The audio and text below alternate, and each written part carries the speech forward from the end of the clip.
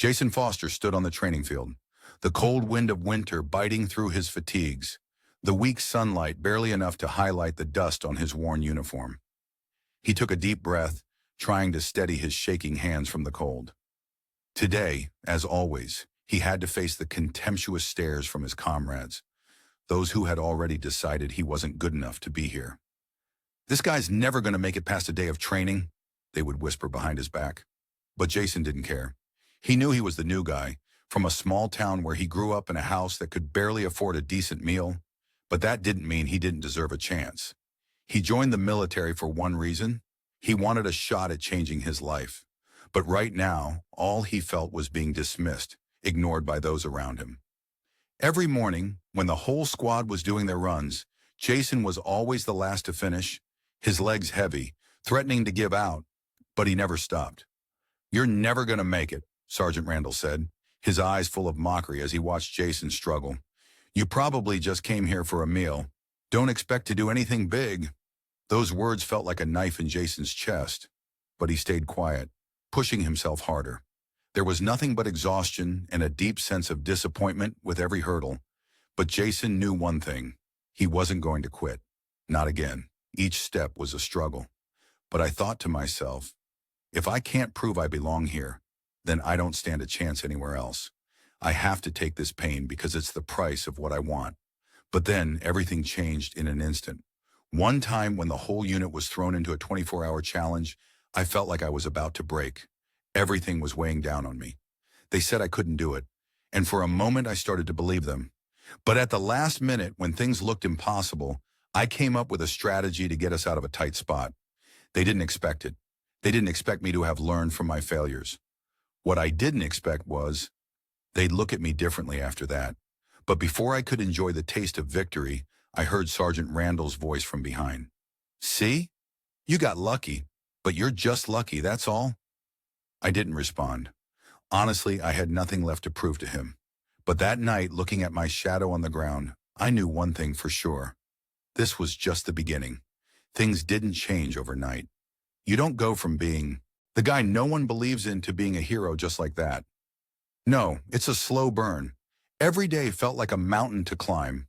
After the whole 24-hour challenge thing, it was clear to me that my team had started to notice, but it didn't make things easier.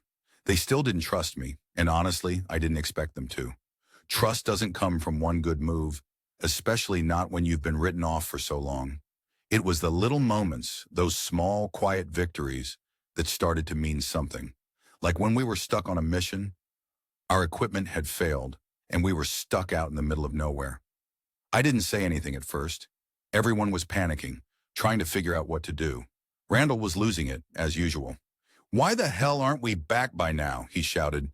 "We're not getting paid to stand around like this." I looked around, watching the chaos.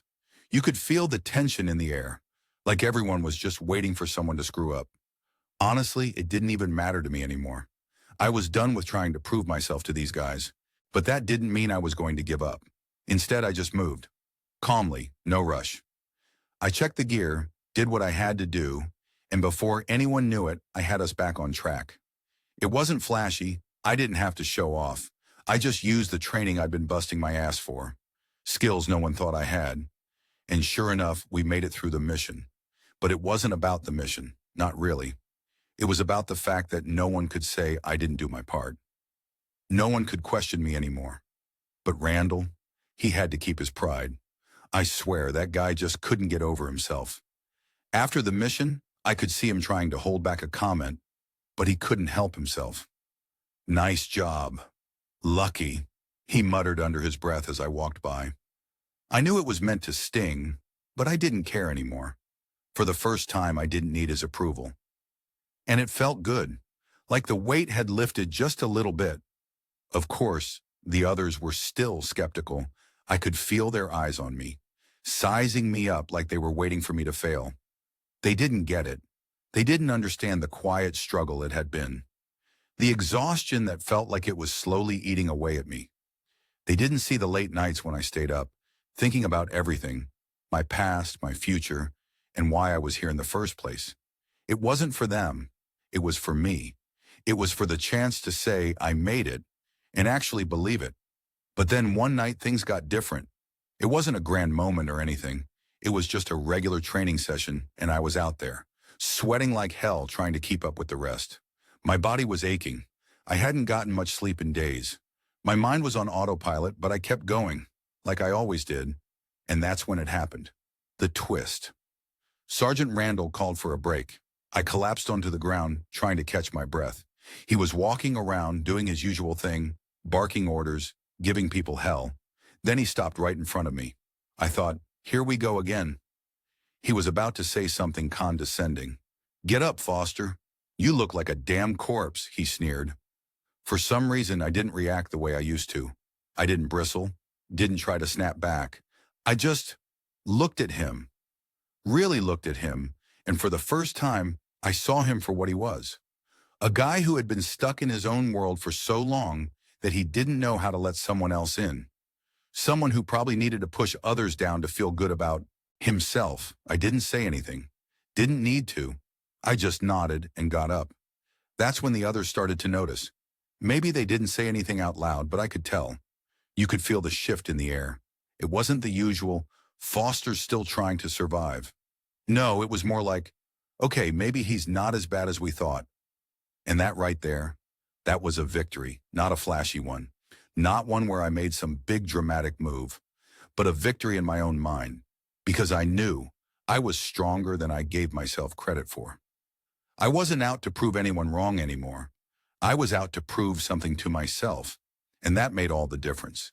It was the day of the big training exercise. We'd been preparing for weeks and everyone was on edge, but I could tell something was different this time. There was a tension in the air that felt heavier than usual. Sergeant Randall was on edge, as always, barking orders and getting in everyone's face, but today he was pacing back and forth like a caged animal. It was the kind of day that could go either way. Either we'd pull together and get through it, or someone would crack under the pressure. I wasn't sure what it was exactly, but as the exercise began, I could feel the weight of it. The heat from the midday sun was starting to get to me, and I could see the others struggling, but they kept their heads down, focused on the task. That's when it happened. Something I hadn't expected, something that would change everything. We were just about to complete the final leg of the mission when suddenly one of the squad members, Private Stevens, collapsed. It was quick, like a switch had been flipped. 1 second he was fine, and the next he was gasping for breath, his face turning pale. The whole unit froze. For a moment it was complete chaos. Everyone was shouting, moving in all directions, but no one knew what to do. Randall was yelling orders, but there was no real plan, just panic. I saw the fear in their eyes. People were starting to realize that this wasn't just another drill. This was real. I didn't think. I just acted. I ran over to Stevens, kneeling beside him. His breathing was shallow and his eyes were wild with fear. Without thinking, I started checking his pulse, looking for signs of what was wrong. A few guys crowded around, unsure of what to do, but I just kept calm. I don't know where the composure came from. Maybe it was all the times I'd been pushed down, all the moments where I felt like I was fighting just to stay afloat. Maybe it was the training finally kicking in, the countless hours of drills, the ones that had felt pointless but had stuck with me. I gave the orders, not waiting for Randall or anyone else. "Get the first aid kit," I said, my voice steady even though my heart was racing. I needed them to listen, to follow me. The seconds felt like hours. After what seemed like forever, we got Stevens stabilized enough to move. We made the call for a medevac, and while we waited, I didn't move from his side. In the midst of all this, I could hear Randall grumbling behind me. "Foster, what the hell do you think you're doing? You're not in charge here." But I didn't care. In that moment, it didn't matter who was in charge. We had a life to save, and I wasn't going to stand around and let the chance slip away because of someone else's ego. Eventually, the medevac arrived, and Stevens was airlifted out. But the tension wasn't gone. It was like the air had been sucked out of the place. Randall stormed off, his face flushed with anger, probably more from embarrassment than anything. He was a man who couldn't stand to be outshone, especially not by someone like me. Later that day, after the dust had settled, we gathered in the mess hall. Everyone was still shaken. They couldn't stop talking about what had happened. "Damn, I didn't think Foster had it in him," I heard someone mutter. Another guy shrugged. Guess he surprised us all. The whispers weren't loud, but they carried a weight. The same guys who used to doubt me, who'd sneered at every little thing I did, were now talking about me like I was some kind of hero. But it wasn't about that, not for me. I had done what I had to do, and that was it. The recognition, the praise, it didn't matter. What mattered was that I'd done the right thing, even when no one else was stepping up. And what hit me the hardest was that Sergeant Randall, the guy who had been the loudest in putting me down, the guy who'd made me feel small for so long, he had to swallow his pride in front of everyone. It was subtle. Randall didn't say a word, but I could see it in his eyes. The shift was small but unmistakable. He had to admit that maybe, just maybe, I wasn't the screw-up he thought I was. That look? It was a victory, but not the kind that made me feel good. It made me feel hollow. Because deep down, I knew that Randall wasn't just going to forget about this. The resentment would build. I always did with guys like him. But that didn't matter to me anymore. Because in that moment, I realized something I hadn't quite put together before. I didn't need his approval. I didn't need anyone's. The only thing I needed to prove was that I could handle my business, no matter what life threw at me. And you know what? It felt damn good to finally believe that. For the first time, I wasn't fighting for someone else's approval. I was fighting for my own. The days that followed Stephen's emergency were nothing short of tense. It wasn't like things had suddenly been smoothed over. The men in the unit still carried that unspoken weight around, a mix of fear and respect. But there was no denying the shift. I could feel it. I could see it in their eyes, the way they no longer looked through me, like I was invisible, like I wasn't part of the team. It wasn't a warm welcome, but it was something. And for the first time since I had joined this unit, I felt like I was standing on solid ground. But things weren't so simple with Sergeant Randall. The man had always been the one with the loudest voice, the one who made everyone else fall in line with his bad attitude. He didn't like being wrong, and he sure as hell didn't like the idea that someone like me, a guy from a small town with nothing but a chip on his shoulder, had outshined him. It wasn't the first time I'd seen his ego get bruised, but something told me this time it wasn't going to just blow over. It didn't. The next morning, Randall cornered me after the morning briefing. The rest of the team was already getting ready to hit the field, but Randall didn't waste any time. He stepped into my path, blocking me from moving forward. "Foster," he started, his voice low but sharp. "You think you're better than me now?" I wasn't surprised by the question. Hell, I had been waiting for this moment, but I was tired of it. I wasn't here to play games anymore. I wasn't here to fight for his approval. "I think I did what I had to do, Randall," I said, my voice steady, but I could feel the heat building in my chest. "And I'm not trying to be better than you. I'm just trying to be better than I was yesterday." He scoffed, taking a step closer, trying to intimidate me. "You're a damn kid who got lucky," he spat, his face red. "You ain't earned anything, and if you think you're some hero, you've got another thing coming." I could feel the anger rising in me, but I stayed calm. I wasn't going to lose my head over his petty nonsense. "You don't get it, do you, Sergeant? It's not about being a hero. It's about doing what needs to be done, when it matters. You can keep barking orders from the sidelines, or you can step up and lead when the time comes. But it's your choice." His jaw clenched. For a second, I thought he might actually throw a punch, but he didn't. Instead, he looked me up and down, like he was seeing me for the first time. It wasn't the typical dismissive glance. No, this time I saw something in his eyes. Maybe it was fear, maybe a grudging respect, or maybe just the realization that he couldn't control me the way he wanted to. "Don't forget your place, Foster," he finally muttered, his voice quieter, but still full of venom. "You're not the one in charge here." And just like that, he turned and walked away. But I didn't feel the usual sting. I didn't feel like he had won. It was the first time I felt like I was finally standing on equal ground with him, and I realized something in that moment. Randall's power had never been in his words or his rank. His power came from keeping people like me down, but I wasn't letting him anymore. Over the next few days, the tension between Randall and me grew. It wasn't open warfare. No, Randall wasn't that stupid. But I could feel his resentment simmering beneath the surface. The rest of the squad, though, started treating me differently. They started to respect me, not because of some heroic moment, but because I had proved that I could be counted on when it mattered. And that's what mattered to me. But the real change didn't come until the next mission. It was a routine one, just another exercise in the middle of nowhere. But something went wrong. A convoy of military trucks was ambushed. It was chaotic. We had to think fast, improvise, and get the team out safely. Randall, of course, went straight into panic mode. The moment things started to fall apart, he froze. But I didn't. I stepped up, calmly barking orders, organizing the team, and coordinating a rescue plan. We got through it. No one was seriously hurt, but I could see it in Randall's eyes. The moment of truth. For the first time, he was looking at me like I was the one in charge. Later, when we were back at base, the weight of the moment hit me. I wasn't a kid anymore. I wasn't the guy they all thought would fail. I had made it through, and not only had I survived, but I had stepped into the role I'd been waiting for all along. It wasn't about outshining anyone.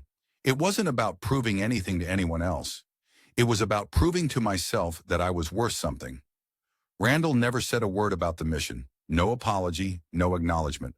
But it didn't matter, because in my heart, I knew the truth. He had seen what I could do, and whether he liked it or not, I had earned my place. The next morning, the squad was quieter than usual. They weren't gossiping behind my back anymore. They weren't dismissing me as the guy who got lucky. They had seen me lead. They had seen me step up when it counted. And that was all the validation I needed. I didn't need Randall's approval. Hell, I didn't need anyone's. It was like a weight had been lifted. I wasn't carrying the burden of proving myself to others anymore. The only person I needed to prove anything to was myself. And that was enough. I had fought my way to this point, and no one was going to take that away from me. The journey wasn't over, but for the first time I felt like I could breathe. And that in itself was a victory. It felt like the calm after the storm. The days that followed Randall's breakdown and the team starting to treat me like I was actually part of the squad were a quiet kind of victory. It wasn't loud or flashy. There were no grand gestures or backpats, but I felt it deep down in my bones. I had finally earned my place, not just in the unit, but in my own skin. I didn't need anyone to tell me I was doing a good job. I knew it, and that's a feeling you don't forget. But what really hit me, the part that still messes with my head, is how easily people can forget what it takes to get to a place like that. It's easy to be a critic from the sidelines, to put someone down, to call them weak or unworthy, until you're the one who has to step up. It's easy to say someone doesn't belong until they show up and do what needs to be done. And when that happens, people can't help but change their tune, even if they're too proud to admit it. That's what happened with Randall. The guy was a piece of work. He'd never admit it, but I saw it in his eyes. After all that had happened, after I'd stepped in when the squad needed it most, Randall couldn't hide it anymore. The resentment he'd built up from years of being the top dog was starting to eat at him. But the part that pissed me off the most wasn't that he resented me. It was that he'd never, not once, said anything to acknowledge what I had done. He didn't have the guts to apologize, to admit that I had done something he couldn't. Instead, he tried to act like it was no big deal, like it hadn't changed anything. But it had. And the sad part, Randall would never be the one to see it. The real turning point for me, though, wasn't anything big. It was the quiet moments, like when I started getting respect from the guys, the ones who'd laughed behind my back or ignored me completely before. That respect didn't come with a trophy or a medal. It came with a shift in the way they looked at me. It wasn't just about being the guy who led during a crisis. It was about the fact that I had kept going, day in and day out, no matter how many times I had been knocked down. And then there was the moment I realized that somehow I'd managed to do it without losing myself. I didn't become someone I wasn't to earn their respect. I didn't change who I was to fit in. I just kept showing up. I kept doing the work. I kept pushing past the bullshit. I didn't need to prove anything to anyone. But in the end, I'd earned my spot here. I had earned their respect, not by beating them down, but by doing my job and doing it well. As I walked through the base one day, I saw the guys from the squad talking in the distance. They were looking at me. One of them gave me a nod. No words, just a small acknowledgement. And for me, that was everything. That's the part that made me realize I was done fighting for approval. I didn't need them to like me. I didn't need them to think I was something I wasn't. I just needed to be good at what I did. And I was. But there's one last thing that changed everything for me. A few weeks after that mission, I was in the mess hall when Private Adams, a guy I hadn't spoken much to, but who had always been one of the quieter ones, came up to me. He wasn't the type to just strike up a conversation with anyone, and that's what caught me off guard. "Hey, Foster," he said, standing there unsure of himself. "I just wanted to say, you did good. Back there. You saved us." I was taken aback for a second. It was a simple sentence, but in that moment, it hit me. It wasn't just about Randall or the others anymore. It wasn't about the people who had doubted me. It was about the ones who had seen me for who I really was. The guy who kept pushing, kept fighting, kept doing what needed to be done, no matter what anyone else thought. And I realized then, this wasn't just about earning respect from the team or getting Randall's grudging acknowledgement. It was about something bigger. It was about proving to myself that I could make it through, that I could stand tall, even when the world tried to knock me down. That's the part that made me proud. Because at the end of the day, that's all any of us can do, right? We can't control how others see us. We can't change their minds if they're too busy looking down on us. All we can do is show up, put in the work, and be the person we know we can be. We prove ourselves by how we act when no one's looking, and that's the lesson I learned the hard way, through sweat, struggle, and pain. But in the end, it was all worth it. So yeah, I didn't need Randall's apology. I didn't need anyone to give me a medal. What mattered was that I had earned my place, and that's something no one could ever take from me. That's what I held on to, and that's what kept me going, even when everything else felt uncertain. Life's funny like that.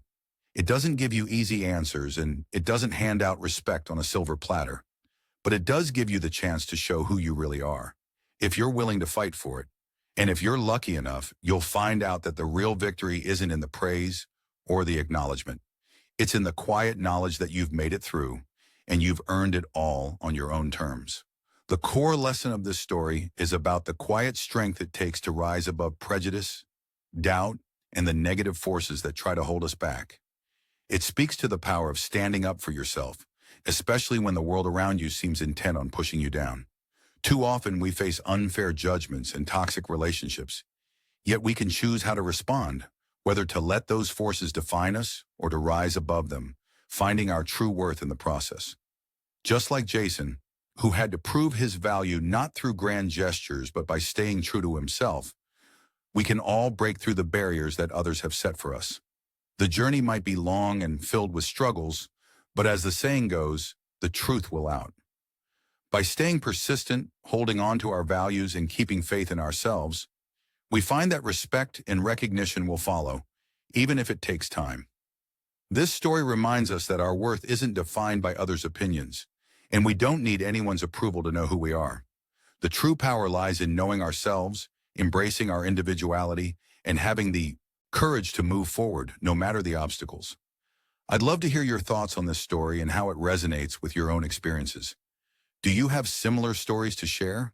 Drop a comment below and don't forget to like and subscribe to stay updated on more inspiring stories. Remember, no matter where life takes you, there's always hope for a brighter, more peaceful tomorrow. Stay strong and keep believing.